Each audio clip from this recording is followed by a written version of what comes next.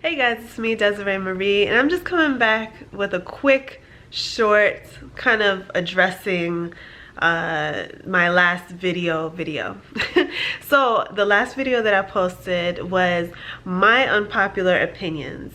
Now that video was simply my unpopular opinions. My unpopular opinions. So that means these are my unpopular opinions. It's not my translation of the law and how we should go about doing things. I just want to clear that up because I got a few comments that kind of made me realize like people are not listening properly.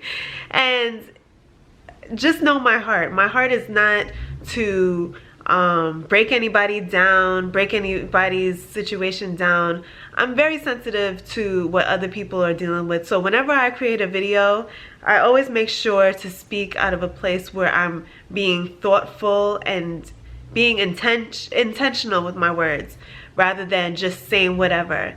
And that, past video, the unpopular opinions video, was just me sharing my unpopular opinions, things that go on in my mind that are not so popular. And I understand that a video like that will not be the most liked because it's unpopular. That's what happens when you speak things that are not according to status quo per se, but simply the thoughts that you have that are a little contrary to what other people, the larger crowd, believes.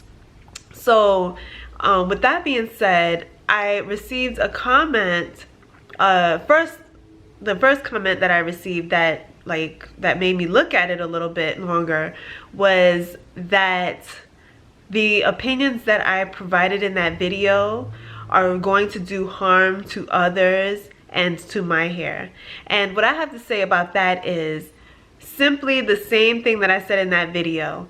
Don't allow other people to dictate your hair journey. This all goes back to having a strong mindset. We can't be so weak-minded where one YouTuber picks up a camera and tells their opinion, and so now that's your law. That's your new routine that you need to do.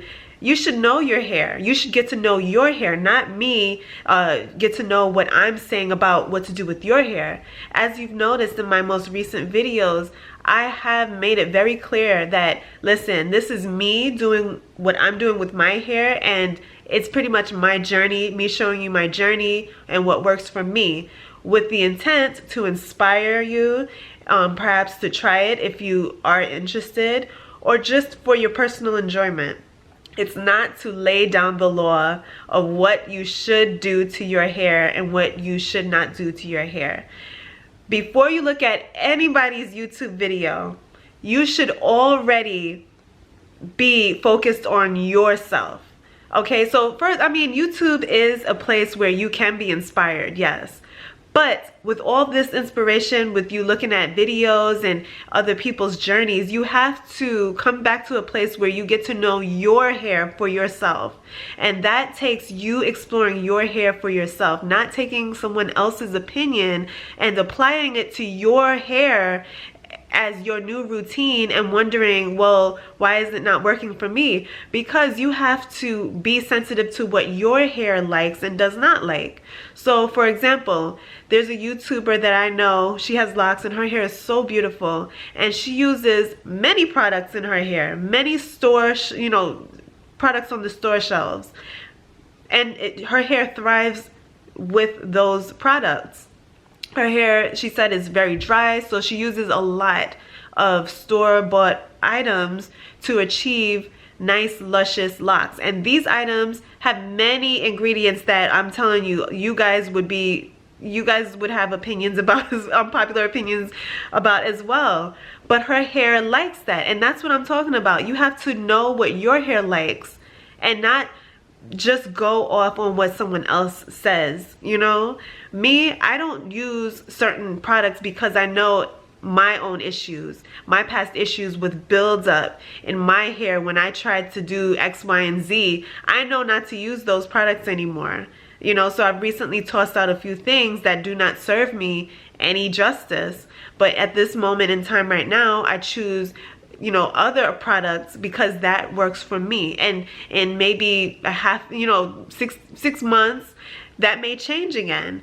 But what I'm trying to say is someone's opinion cannot simply cause your hair damage. That is faulty thinking. You know, and it's not to be offensive at all, but if someone else's opinion makes your hair break off, that's an issue.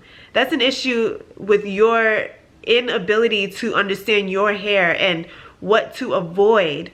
You know, just because someone else does something doesn't mean you should do it now and do it over and over and over again as your new routine. Learn from the bare basics of what your hair likes and does not like, and from there you can add on. But don't take someone's video of their opinions and make it your law.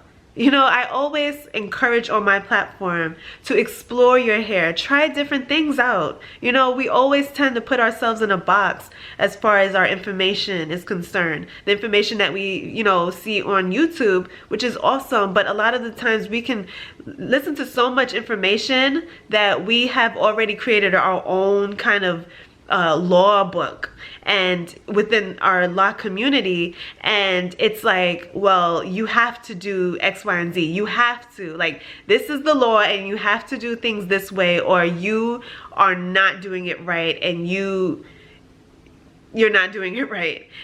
And you already know from my last video, I don't subscribe to that. I encourage freedom to explore, to find out what your hair likes, you know, to find out if your hair loves hot oil treatments, or maybe it doesn't. Explore your hair porosity, so maybe you will have an easier time moisturizing your hair. Explore different shampoos that may do best in clarifying your hair. You know, explore with the intent of having healthy hair at the same time. So of course you have to think about the health of your hair and maintaining healthy hair at the same time. You don't want to do something that's going to be damaging, but at the same time, figure out what works for you. Figure out what you like. What is your personal style? What is, you know, what's something that you like? Are you the type of girl that loves to change it up, you know, wear different hair colors and whatnot? Okay, so maybe you can explore healthy color options, you know, non-permanent color options that will help you to achieve a certain aesthetic without, you know, completely throwing away your whole entire hair strand. There's so many, we can do so much with our hair, you know, us with hair. We have so many options, but so many times we put ourselves in a box and create our own logbook and wonder why we are frustrated in our journeys. So that's one opinion. Another opinion that I received, I'm trying to remember.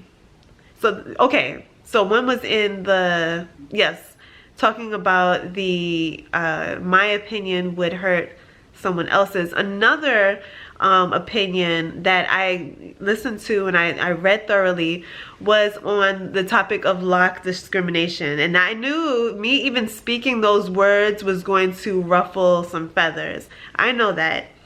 But let me let you know my heart behind that. My heart and intent, like I said in that video, was not to be like, oh, what am I trying to say? Like, I'm not trying to seem like I'm being rude towards those who have locks and are actually looking for job opportunities but are getting shut down. My intent was not to be rude for those people. I know that there are real issues concerning those with locks and versus, you know, businesses that do not accept that. You know, that can't be the end all be all with our community. Just because, you know, we have the reality of some employers that don't want others that have locks to work for them, we can't let that be the all in all. We've got to try to find other opportunities. And what I was also thinking, but I didn't say it in that video, was they say they don't want people with locks in that particular business. Okay, great. I'm glad that you said that, because it could be that they don't want someone with locks, but if they have those certain, you know, certain rules that apply to their company, perhaps they can also have something against something else that is not outwardly spoken, but you know what I'm saying? Like, now that the lock movement is becoming more, you know, more of a thing, like we're seeing it more, okay, they put a law on that. But it could be anything, you know. And what I was trying to say is that if you have found out that that corporation discriminates against people with locks, that is that you can see it in a negative light, which is very true and very real, or you can see it in a positive light. You can see it as, you know what, if they don't want my locks, they don't want me, and you know what, I'm too valuable for this place, and I know that there's an opportunity out there for me, whether I create it or I find it. But I'm not going to allow my hair to hinder me, you know, their opinion about my hair to hinder me from achieving a better lifestyle, for achieving the lifestyle that I want. Oh, I'm trying to say this the right way. I'm trying. I'm really trying. I'm trying. But okay, like I was trying to say before, they could say it's your locks now because that is more in your face. But there could be underlying issues that they're not speaking about. These businesses or places that you're trying to receive work from, they could just not like your face complexion. They could just not like your ethnicity and not speak out or put a law, because it's not lawful to have a law against that. You know, so how I see it is, businesses that discriminate against those with locks also have other hidden other hidden things that they discriminate against. Hair is just the cherry on top. There could be other underlying things that they're not saying because it's not exactly politically correct. But if we just say, okay, listen, if you have locks, we can't hire you, they can say those things now because it's lawful in whatever state that is lawful. But they won't say, we don't hire black people, we don't hire people with big lips, because it just throws off the look of our business, our corporation. It's not according to the look and the standard. We don't hire people who wear big earrings and who talk loud. Hair is just the more politically correct way of turning down somebody. So I was not trying to bash anyone who is in a desperate situation. I understand that there are desperate situations of people looking for work, but also in that desperate situation, you can find a place of work that does not discriminate against your hair. There's so many opportunities out there that hair has nothing to do, you know. So oh boy, I really hope that I was able to really say what I wanted to say, because I read those two comments and I knew that I wanted to pick up the camera and explain myself a little bit more, in hopes that you would understand a little bit more of what I was trying to say in that video. And I love you guys. I know that we all have our different opinions, so I don't, you know, I'm not against everyone speaking their mind. That's exactly why I have this platform. You know, once you pick up a camera and talk to it and you have a platform online, you have to be open to the fact that others will scrutinize you, others will not agree, and others will be vocal about that. So I'm okay with everyone having different, you know, opinions. I just want everyone to be respectful of each other's opinion and not call anyone out of their names and be rude and